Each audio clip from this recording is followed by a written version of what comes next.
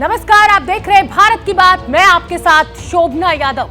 आज भारत की बात में बात होगी मोस्ट वांटेड अमृतपाल की, जिसे आसमान खा गया या फिर जमीन निगल गई। भेष बदलकर कब तक भागेगा अमृतपाल? भारत की बात की शुरुआत करेंगे भगोड़े अमृतपाल की खबर से। अमृतपाल को पुलिस 4 दिनों से तलाश रही है, लेकिन अभी तक ये मोस्ट वांटेड पुलिस के हाथ नहीं लगा है। अब अमृतपाल के बाइक से भागने की तस्वीरें सामने आई हैं, जिसमें वो गुलाबी पगड़ी पहने हुए दिख रहा है, यानी भेष बदलकर भाग रहा है मोस्ट वांटेड। एबीपी न्यूज पर सुपर एक्सक्लूसिव वीडियो इस समय आप देख रहे हैं। गाड़ी बदलते हुए दिख रहा है ये मोस्ट वांटेड।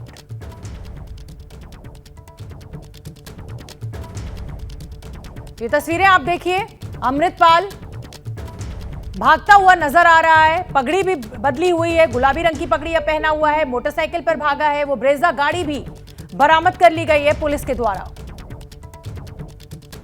तो बाइक से भागा अमृतपाल, पुलिस लगी है पीछे।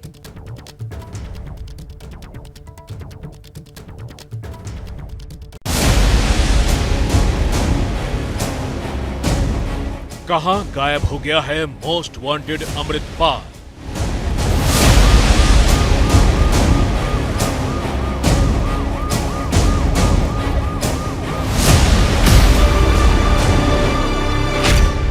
अमृतपाल को आसमान खा गया या जमीन निगल गई?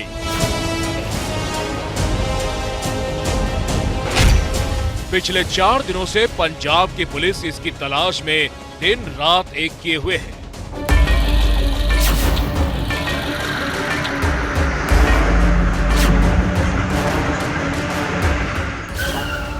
लेकिन अमृतपाल हाथ नहीं आ रहा।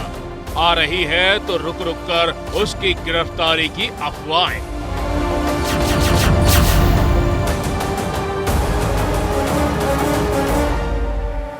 बहुत सारे लोगों को आशंका है, लेकिन अभी तक जो प्राइम अक्यूज्ड है वो अभी इस केस में अरेस्ट नहीं हुआ है। जैसे ही वो अरेस्ट होगा तुरंत इसकी जानकारी जो है दी जाएगी। 18 मार्च की सुबह पंजाब पुलिस ने अमृतपाल को पकड़ने के लिए छापेमारी की, लेकिन पुलिस के मुताबिक चकमा देकर खालिस्तान समर्थक अमृतपाल भागने में कामयाब हो गया।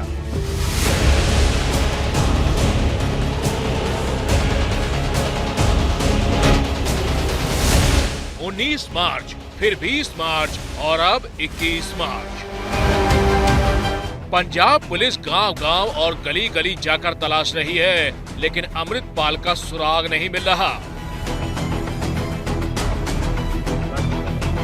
अमृतपाल के साथ भागे उसके ड्राइवर और चाचा ने रविवार और सोमवार की दरमियानी रात सरेंडर कर दिया था।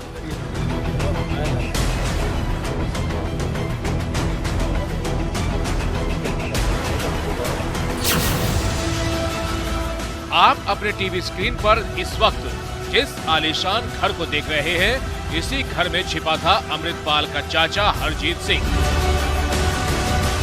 जालंधर के उद्योवाल में सरपंच मनप्रीत का ये घर है और बताया जा रहा है कि हथियार दिखाकर हरजीत इस घर में छिपा हुआ था। पुलिस जांच कर रही है कि क्या हरजीत और ड्राइवर के अलावा भी यहाँ कोई और छिपा था। गन पॉइंट पे सरपंच जो मनप्रीत सिंह है, जो उसको रखा था उसके रेजिडेंस पे, कि जबरदस्ती के हमें शेल्टर दिया जाए उसके रेजिडेंस पे, क्योंकि इनको शेल्टर देने के लिए कोई तैयार नहीं था। तो उसके एलिगेशन है कि इन्होंने जबरदस्ती गन पॉइंट पे मुझे रखा हुआ था। सवाल ये है कि 18 मार्च को अमृतपाल अपने चाचा और ड्राइवर के साथ में मर्सिडीज में सवार होकर के भागा, फिर वो अकेले कहाँ गया? उसके चाचा और ड्राइवर ने रात के अंधेरे में सरेंडर कर दिया, मगर अमृतपाल साथ नहीं था। अमृतपाल के पास ना तो मोबाइल है ना ही गाड़ी। ऐसे में सवाल ये कि आखिर उसे पनाह कौन दे रहा है?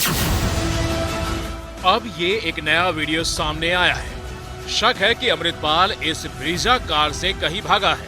पुलिस ने शाहकोट से कार बरामद कर ली है। पुलिस को गाड़ी से बंदूक, कारतूस और वॉकी टॉकी सेट मिला। 4 अक्यूज हमने अरेस्ट किए हैं, जिनसे एक ब्रेजा कार जो है बरामद हुई है।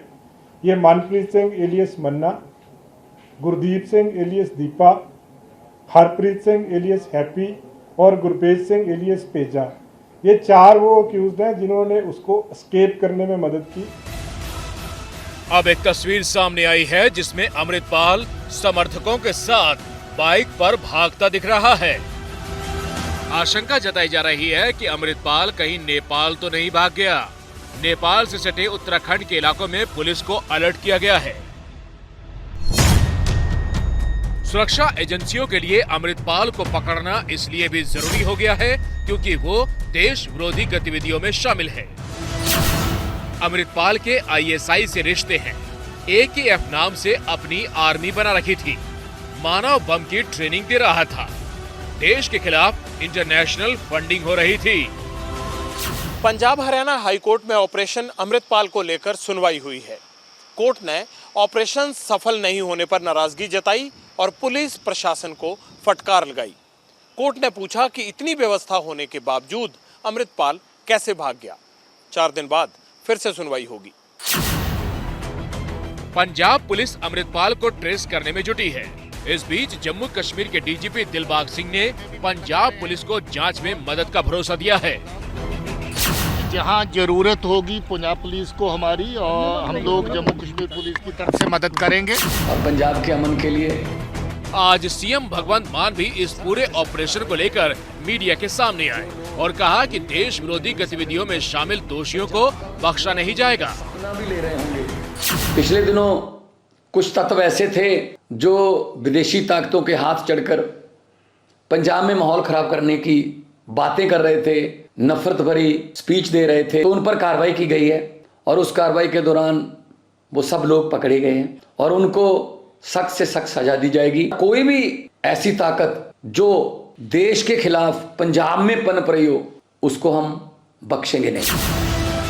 फिलहाल खालिस्तान समर्थक अमृतपाल का साथ देने वाले 115 से ज्यादा लोग गिरफ्तार किए गए हैं। इनमें से अमृतपाल के चाचा समेत 7 लोगों को असम की जेल में रखा गया है।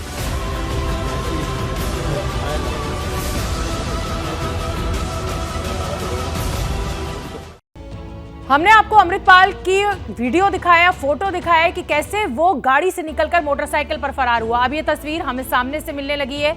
ये सामने से ली गई तस्वीर है जिसमें अमृतपाल बाइक पर गुलाबी पगड़ी पहनकर बैठा हुआ है। पुलिस इसकी तलाश में जुटी हुई है। जगह जगह छापेमारी भी चल रही है। अब बात करेंगे एक और मोस्ट वांटेड की। अतीक अहमद की बात कर रहे हैं हम। जी हां, अतीक अहमद के दफ्तर पर आज छापेमारी हुई और भारी मात्रा में कैश और हथियार बरामद किया गया। प्रयागराज के धूमनगंज में अतीक का दफ्तर है। खुदाई के बाद पैसे और हथियार मिले हैं। 10 पिस्टल बरामद की गई हैं। 2 लोग भी पकड़े गए हैं। कैश करीब 1 करोड़ से ज्यादा का है। ये आप देख सकते हैं गड्डियां। लल्ला गद्दी, यही नाम है अतीक के भाई अशरफ की मदद करने वाले उस आरोपी का जिसने पुलिस के सामने सरेंडर किया है। आरोप है कि लल्ला गद्दी बरेली की जेल में बंद अतीक के भाई अशरफ की मदद करता था। 11 फरवरी को जब बरेली जेल में उमेश पाल हत्याकांड की साजिश रची गई, तब उस मीटिंग में लल्ला गद्दी भी था। सूत्रों की माने तो बुलडोजर एक्शन से डरे लल्ला ने सरेंडर किया है। एक तरफ अतीक का भाई अशरफ बरेली जेल से साजिश रच रहा था तो दूसरी ओर गुजरात की साबरमती जेल में बंद अतीक को लेकर खुलासे रुक नहीं रहे।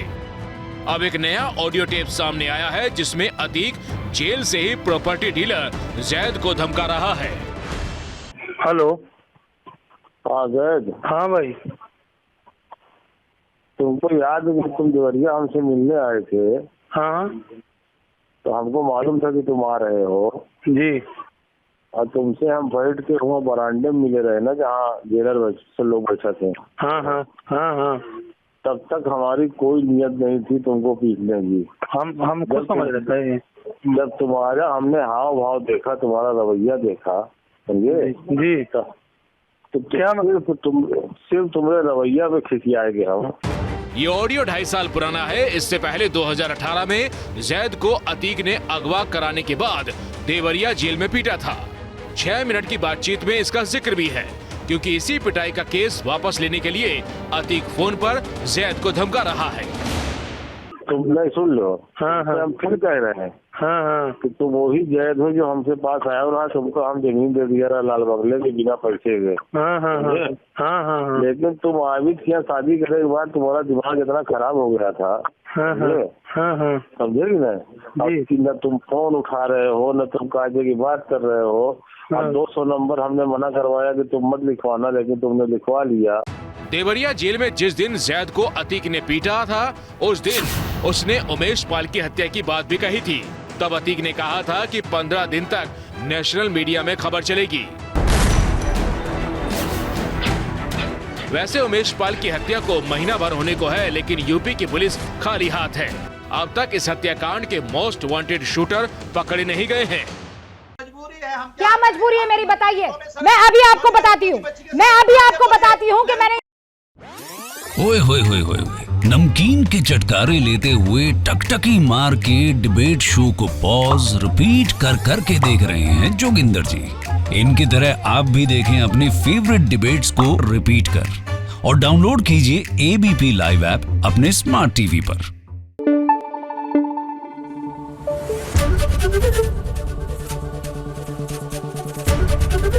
एबीपी न्यूज आपको रखे आगे।